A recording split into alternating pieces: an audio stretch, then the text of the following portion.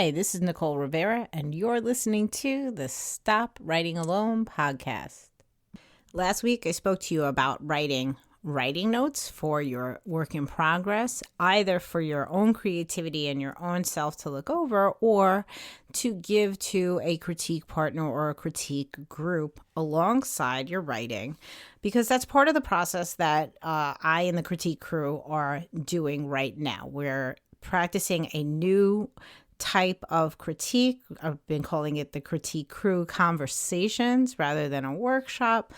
And the process begins with a writer sharing their work that they want read by the group alongside with these writing notes that I discussed in episode 185. Today, I want to speak about the other half of what happens in our critique crew thus far. I don't know that this is our final way of doing things, but this is what we've been doing for the last couple of weeks. And this is like the flip end. So what is the group doing when they receive this? The stuff that I spoke about in episode 185 is something that you can use even if you're not going to a critique group. But this conversation is really, how are we engaging with someone's work? How are we reading it? How are we giving feedback, and how are we processing it and then having that conversation? It's a multiple step process, and this is modeled after a lot of the advice that we read together in the book Craft in the Real World by Matthew Salas's. I'll put a link into the show notes where you can get a copy of that book. I highly recommend reading this book.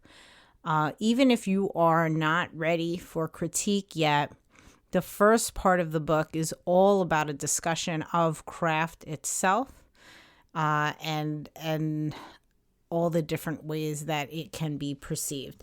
And then the second half does get into this conversation of how do we speak about each other's work.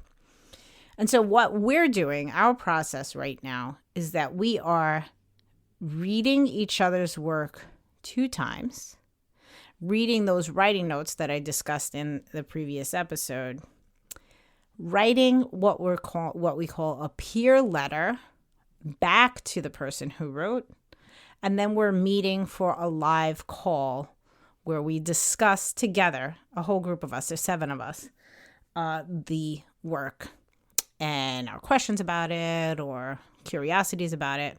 And I'll discuss each of these steps with you in a little bit more depth.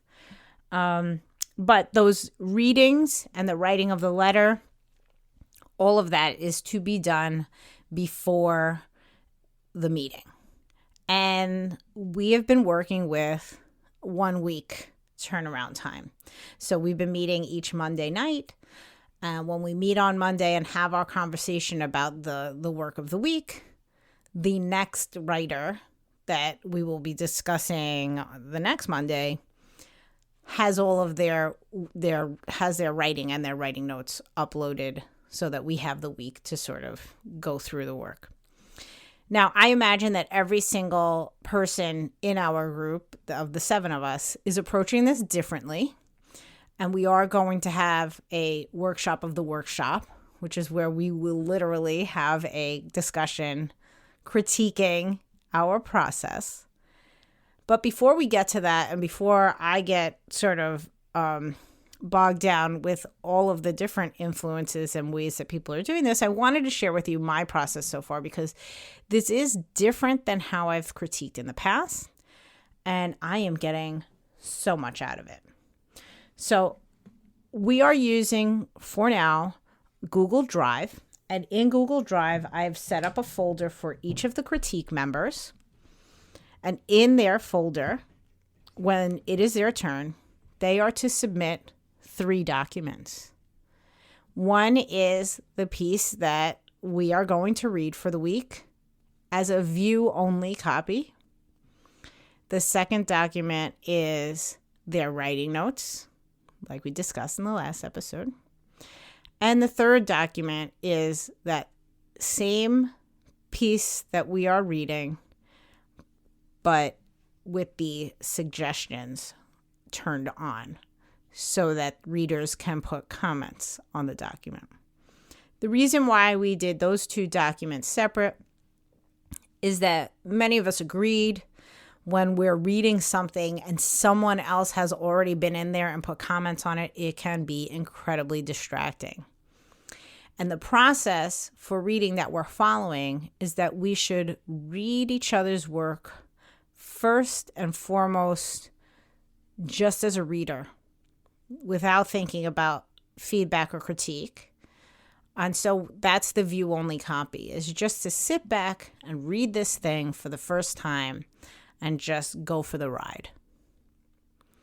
The second step, once you've done that, what I've been doing, following advice from the craft in the real world, is I have a tiny pad of paper here that's like the size of a Post-it note, 3x3. And there's a T-chart that Salis showed, where one side is a plus sign and the other side is a question mark. And I just jot down initial reactions as a reader. And the plus sign is for the things that I liked, that I can remember from that reading. And the question mark is for, as I'm sure you can guess, any questions that I have from that first reading. And I just put that paper aside. But it's all my first reactions of what I read put down for me. Now, for me personally, I then walk away from the work. I try to do that earlier in the week and maybe wait till the next day or even give myself a day break in between. And then I go back and I read the author's writing notes. Now, the writing notes, again, it's just quickly, it's the writer's description of the work, their inspiration for the work, maybe some stuff that they've done with it, their process.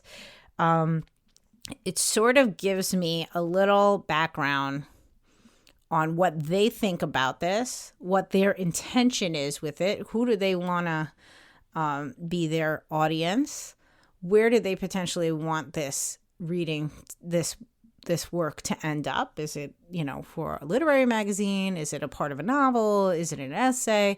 All those types of questions are answered.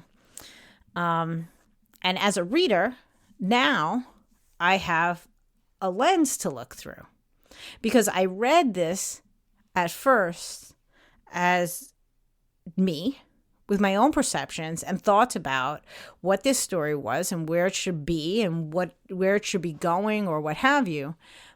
But none of that really matters. What matters is, what does the author want to do with it? And that's what the writing notes does for me.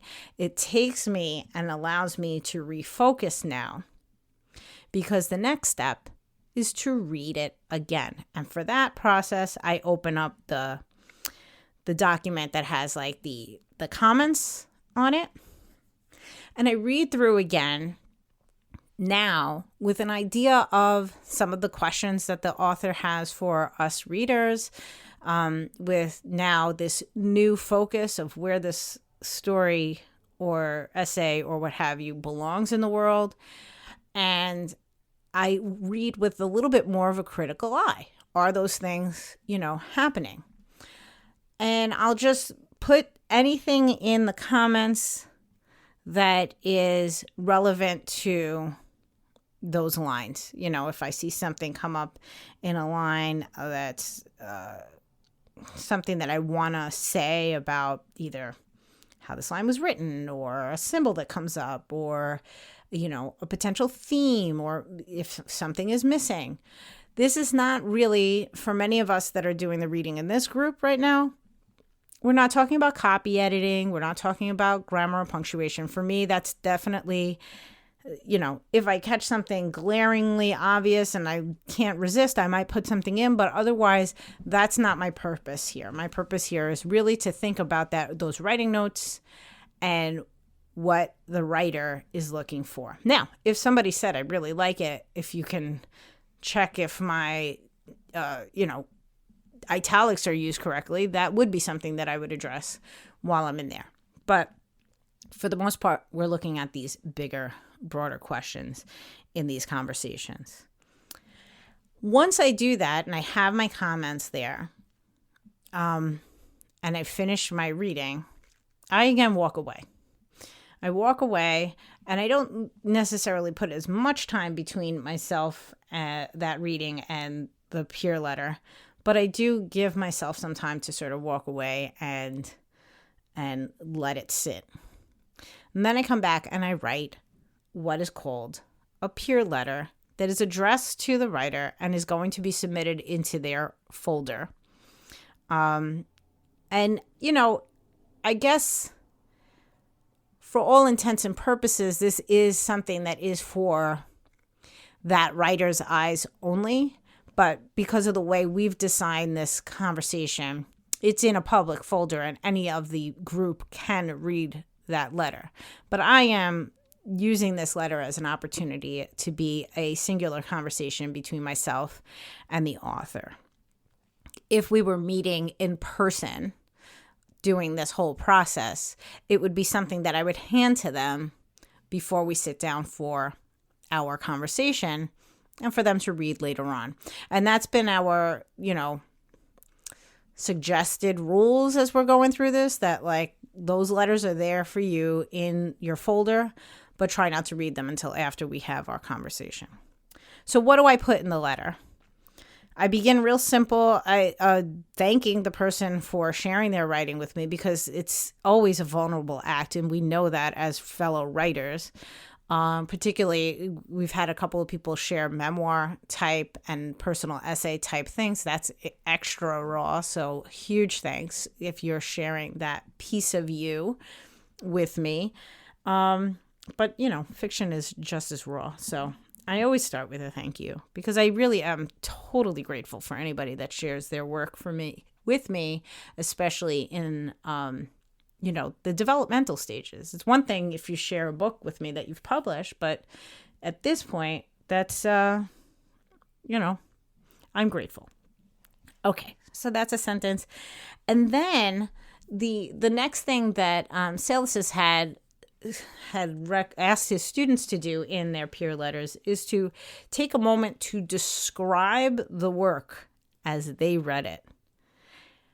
And I love this because I'm fairly certain I've told this story on the podcast before, but in case I haven't, one of my first huge ahas in a critique group was in my local group, where we had a great conversation about, my friend's work, and we were saying how great it was and this and that, and we're literally packing our bags when she said, "Oh, well, that's great. I wasn't sure that twist worked." I don't remember the word she used exactly, but there was like some sort of twist that she was trying to do, with so and so and so and so. And at least two of us in the group turned and said, "I'm sorry, what?"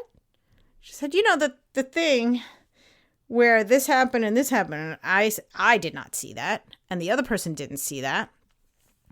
And she said, "Wait, so what did you think happened?"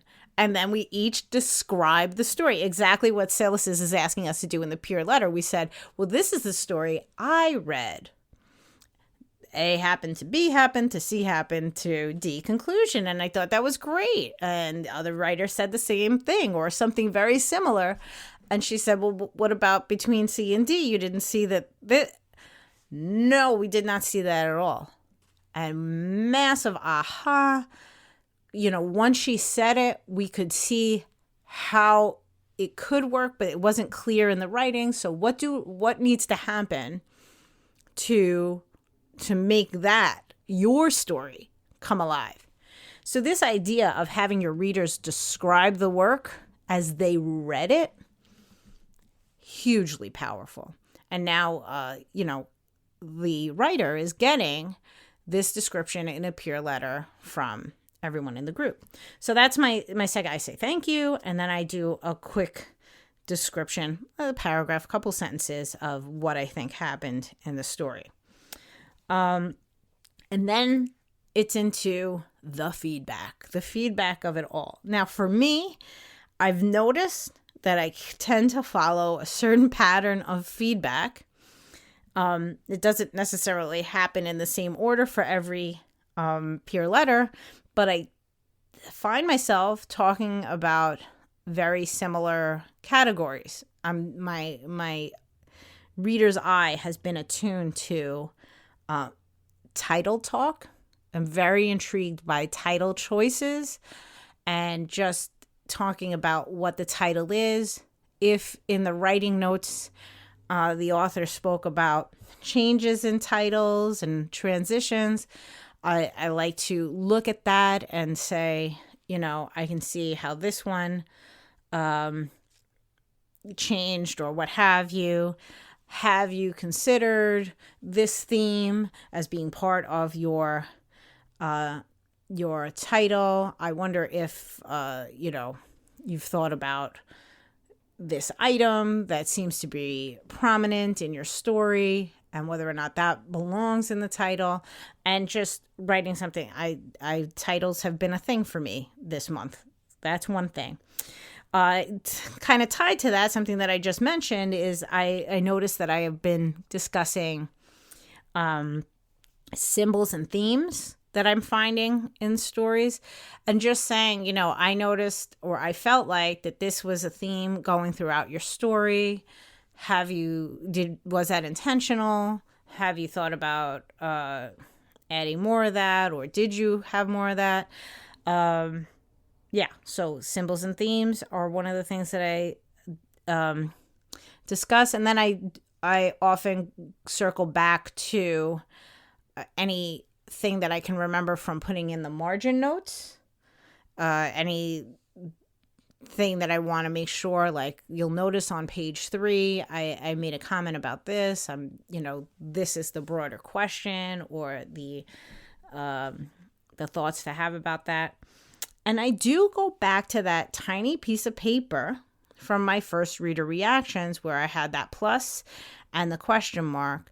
And I tend to circle back to the positives that I found on that first read and the questions that I have on that first read, as long as they still remain relevant after reading the writer's notes. One of the things that we're doing in this whole process, in this letter, and then in the subsequent conversation, is not asking yes or no questions.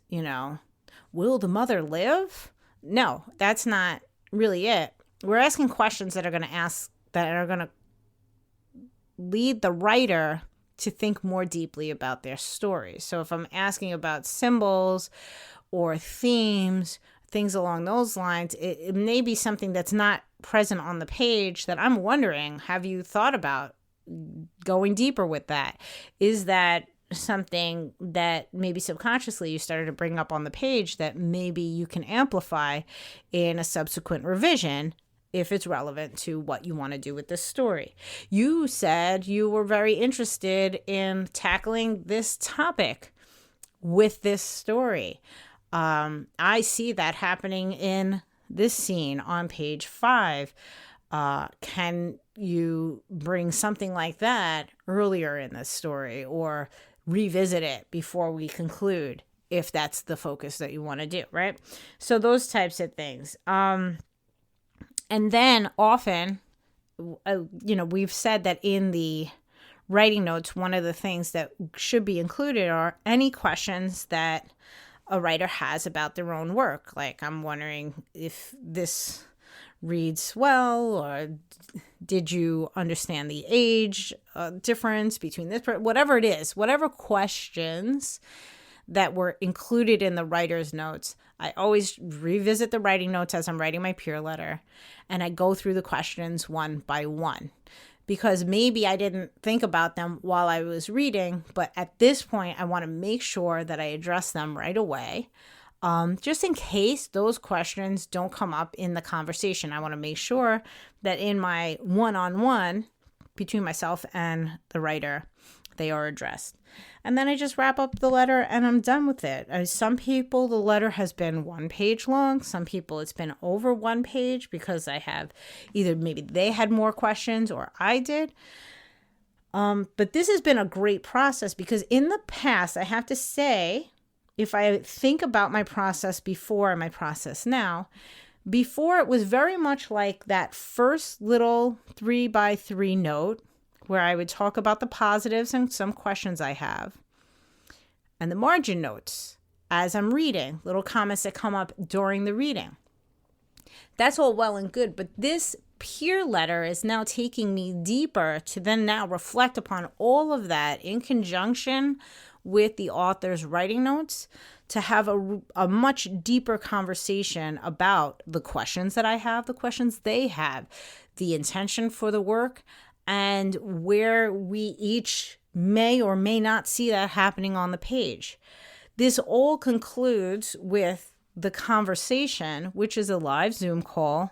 7 of us are in the call, of course, including the writer and the 6 of us that have read and gone through this entire process. And we just talk about the work. Now, Salas is, in his book, Crafting the Real World, says that conversation should be about questions and comments that were not addressed in the peer letter. We have all struggled with this. We have all struggled with this. We have all tried to reach further and deeper and beyond our peer letter. And we do, like, that's first and foremost, we do try to reach beyond. But very often our conversations are about those letters as well. So that is pretty much the whole process. And it has been quite wonderful.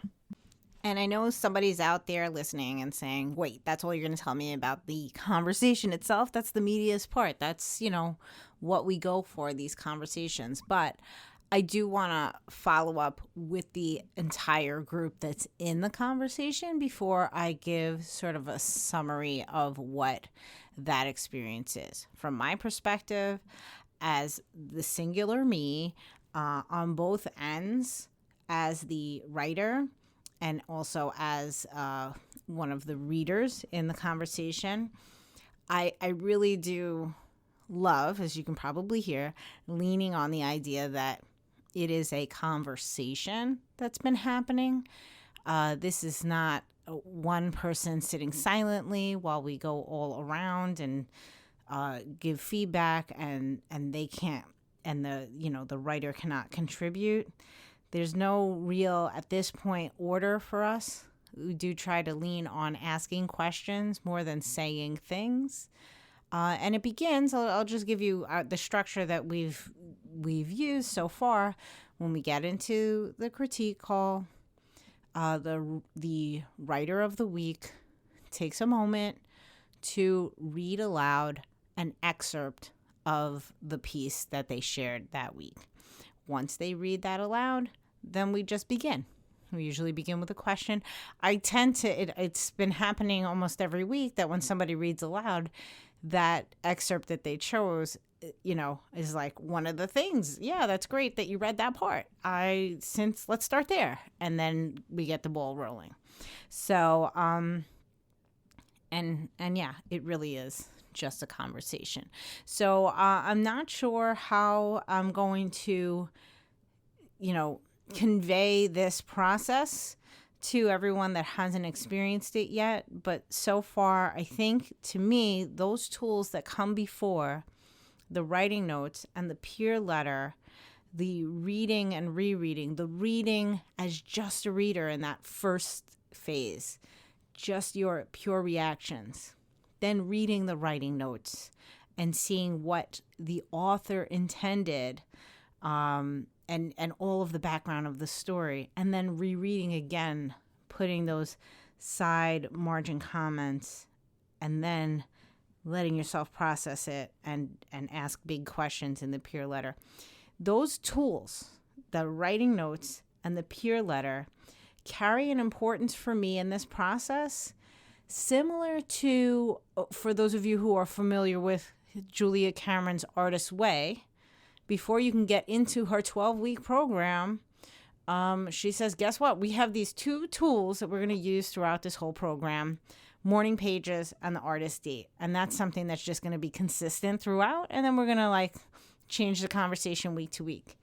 This is how I feel about these writing notes in this peer letter. I feel like these are the 2 essential tools to have these conversations because they are grounding each of us in what our purpose is in helping each other create the stories or pieces of writing that we want to create. It's really, really difficult to read somebody else's work, particularly as a fellow creative, and not have your own mind wander into all of the possibilities of what it could become.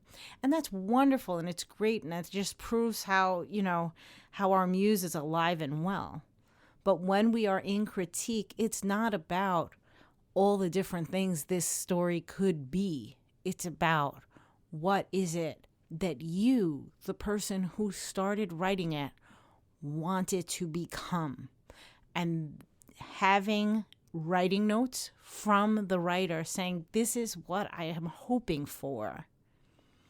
And then as readers, taking the time and putting the intention into that time of how you're reading and focusing on those writing notes, the reading process, writing down your thoughts with those writing notes in mind.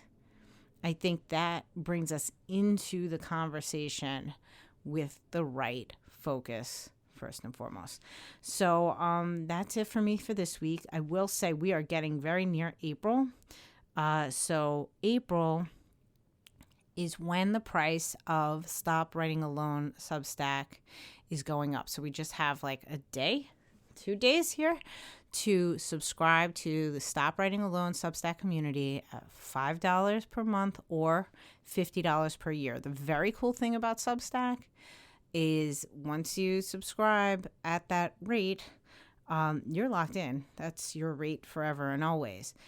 This is basically the early bird discount. We are reaching very close to the 1 year anniversary of being on Substack. I think we actually might have passed the 1 year, but we're getting close to the 1 year where the paid subscription came in. And it was always my intention that the price was going to be higher, but I wanted to, as a sort of thank you for everybody that jumped in early, give everybody the opportunity to come in at this low rate. So starting April 1st, it's going to be $15 a month or $150 for the year. This is a huge difference. So if you are, and I'm going to send a message out today so that everybody knows this is it, this is your chance, $5 a month or $50 a year for all of the different events that we're doing all the time, the write-ins with the community, the writing prompt parties, the writing practice as practiced by Natalie Goldberg, that learning that I received through her workshops, the story club. This month we're going to be looking at Godfather 2 and looking at our endings, and we're having that conversation, believe it or not. Godfather 2 with Frankenstein. It's going to be a Frankenstein sort of story conversation.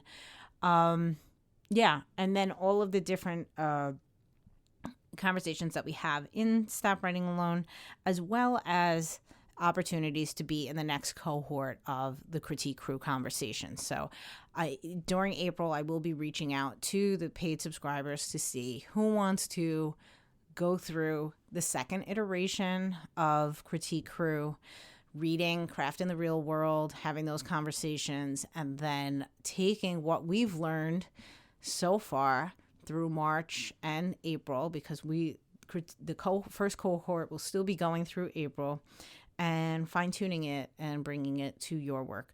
So all of these things and more are available in the Stop Writing Alone community.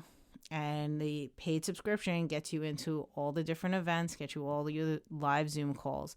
And what's going to be one of the things that's going to happen with the price increase is that starting in May, I will be asking the paid subscribers to start creating the calendar using a Google Doodle to make sure that once you pay for the subscription, I want to make sure that the times that the meetings are happening are conducive to when you can show up. So all of that. And like I said, more, we have Masterclass Mondays that are in the archives, but still more coming. Yeah, lots of different things. So I hope to see you there. I always forget about all the posts I write because I'm always looking forward to the live events.